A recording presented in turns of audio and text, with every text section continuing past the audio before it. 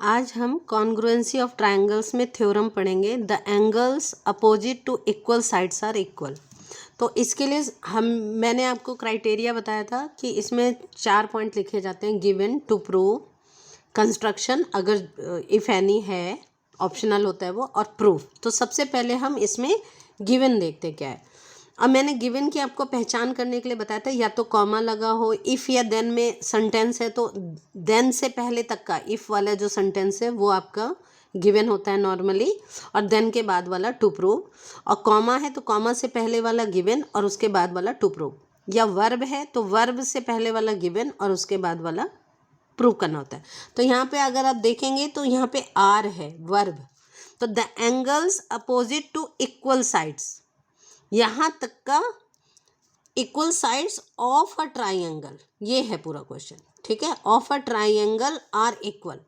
तो गिवन क्या है? Triangle A B C, the angles opposite to equal sides of a triangle, यानी एक गिवन है ट्राइंगल ए बी सी इन विच दो साइड्स हैं जो कि इक्वल दिए हुए हैं, ए बी और A C. A B is equal to A C, ठीक है, ये आपको इक्वल दिया है। टू प्रूव, प्रूव क्या करना है?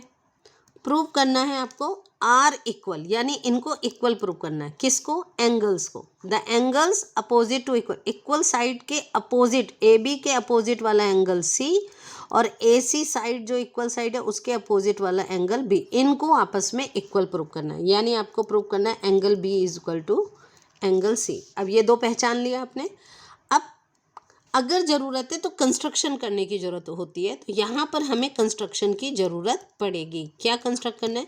देखिए, इसमें हम 3 तरह से कंस्ट्रक्शन कर सकते हैं, तो मैं आपको एक एक करके समझाऊंगी। पहला हम कंस्ट्रक्शन कर सकते हैं कि यहाँ एक एंगल बाइसेक्टर ड्रॉ कर दें, यानी ये जो अपोजिट एंगल है वर्टेक्स, इसका हम एंगल बाइसेक्टर, तो we draw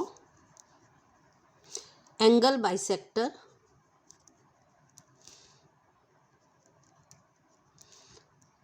a D of angle A, ठीक है।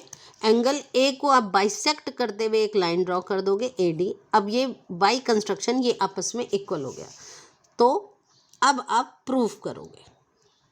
तो प्रूफ में देखिए, जब भी ट्राइंगल को प्रूव किया जाता है तो दो ट्राइंगल को कॉन्ग्रुएंट प्रूव किया जाता है, ठीक है। तो कॉन्ग्रुएंसी में सबसे पहले किन दो ट्राइंगल्स की आप बात कर रहे हैं वो लिखा जाता है। तो इन ट्राइंगल हम प्रूव कर रहे हैं ए बी डी और ए सी डी को कॉन्ग्रुएंट। तो इन triangle A B D and triangle A C D, जिन दो के बीच में आपको कंपेयर करना है उन दो को लिखेंगे। अब ए बी डी का side A B is equal to A C D का साइड ए सी। कैसे ये इक्वल है? ये आपको ऑलरेडी दिया है गिवन, तो यहाँ पे आप लिखोगे गिवन, ओके। नेक्स्ट, अब इसे ध्यान से देखिए। अच्छा, डायग्राम में आप ये जरूर बना दीजिए, जो जो आपको इक्वल दिया है वो बना देना चाहिए, जो आपने बाई कंस्ट्रक्ट करके इक्वल किया उसको बना देना, उससे पहचानना आसान हो जाता है, ठीक है। तो ए बी आपके सी डी के इक्वल है, एंगल ये ए में बी ए डी और सी ए डी आपस में इक्वल है, इसको लिख दोगे। Angle B A D is equal to angle C A D, ये बाई कंस्ट्रक्शन है क्योंकि आपने एंगल बाइसेक्टर ड्रॉ किया है, ठीक है। ये बाई कंस्ट्रक्शन इक्वल हो गया। और ये जो ए डी साइड है, ए बी डी का ए डी और ए सी डी का ए डी, ये आपस में सेम है।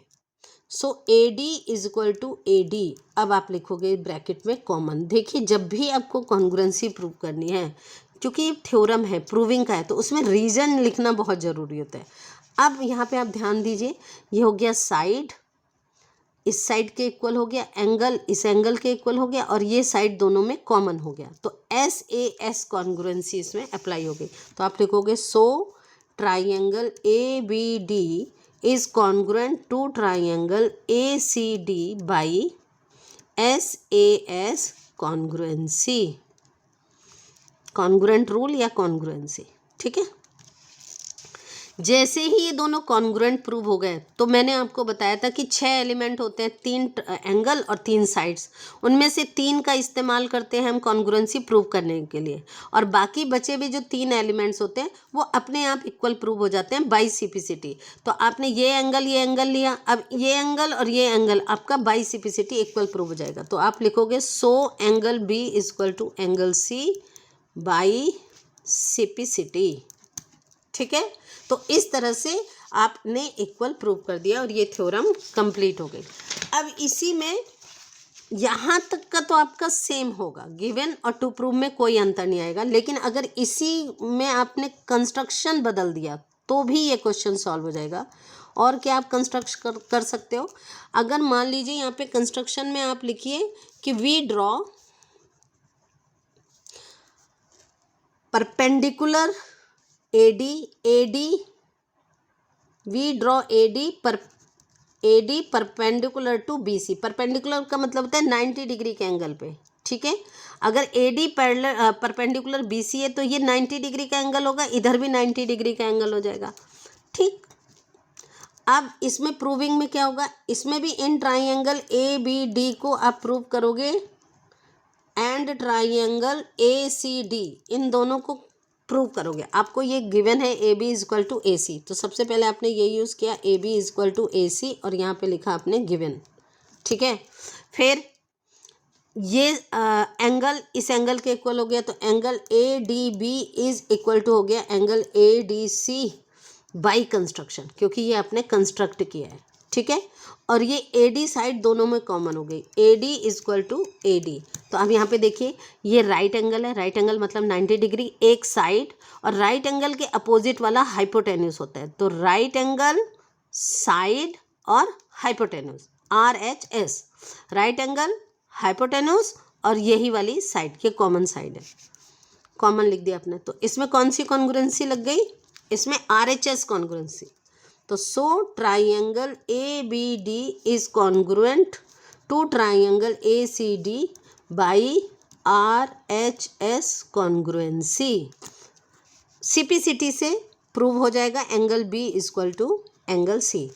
तो so angle B is equal to angle C by CPCT। तो इस मेथड से भी आप एंगल बाइसेक्टर ड्रॉ करके भी प्रूव कर सकते हैं, और इसमें परपेंडिकुलर बाइसेक्टर, एक्चुअली ये बाइसेक्ट करता है, जब दो आइसोसेलेस ट्रायंगल होते हैं तो परपेंडिकुलर लाइन उसको दो इक्वल पार्ट्स में बाइसेक्ट करते हैं, तो भी ये प्रूव हो जाता है। अब देखिए यहाँ पे हमने परपेंडिकुलर से किया, मान लीजिए कि आप बाइसेक्ट वाला प्रॉपर्टी लगाते तो भी ये हो जाता। अब यहाँ पे देखिए बाइसेक्ट वाली प्रॉपर्टी कौन सी होती है, अगर आप इस ट्रायंगल में एक मीडियन ड्रॉ कर दें ABC और BC का मिड पॉइंट होता है D, और इसको मिलाने वाली लाइन जो होगी ये मीडियन कहलाती है। अगर आप इसी क्वेश्चन में मीडियन, तो गिवन टू प्रूफ तो सेम रहेगा, कंस्ट्रक्शन में we draw median AD on side BC। ठीक है, इतना करने के बाद अब देखिए ये साइड इक्वल इसके आपको गिवन है, AD आपका कॉमन साइड हो गया, और मीडियन का मतलब इसको दो इक्वल पार्ट्स में डिवाइड करने वाला, मिड पॉइंट को मिलाने वाला, तो ये इक्वल हो गया। तो साइड साइड और साइड SSS कॉन्ग्रुएंसी से भी ट्राइंगल ABC कॉन्ग्रुएंट प्रूव हो जाएगा ट्राइंगल ABD ACD के कॉन्ग्रुएंट प्रूव हो जाएगा, और इस तरह से CPCT से एंगल B एंगल C। तो इसका मतलब है कि इस थ्योरम को प्रूव करने के 3 मेथड हो गए, एक एंगल बाइसेक्टर ड्रॉ करके, एक परपेंडिकुलर लाइन ड्रॉ करके जिसे हम एल्टीट्यूड भी कहते हैं, एल्टीट्यूड ड्रॉ करके आप कर सकते हो। ठीक है, किसी भी वर्टेक्स से अगर एक परपेंडिकुलर लाइन अपोजिट साइड में ड्रॉ की जाती है तो वो एल्टीट्यूड कहलाता है, और मीडियन, तो एंगल बाइसेक्टर, एल्टीट्यूड और मीडियन तीनों से प्रूव हो सकता है। मीडियन ड्रॉ करोगे तो SSS कॉन्ग्रुएंसी अप्लाई होगी, आपने एल्टीट्यूड ड्रॉ किया तो RHS कॉन्ग्रुएंसी लगी, और अगर आपने एंगल बाइसेक्टर ड्रॉ किया तो फिर आपकी कॉन्ग्रुएंसी हुई SAS। तो इस तरह से ये 3 तरीके से प्रूव हो सकता है।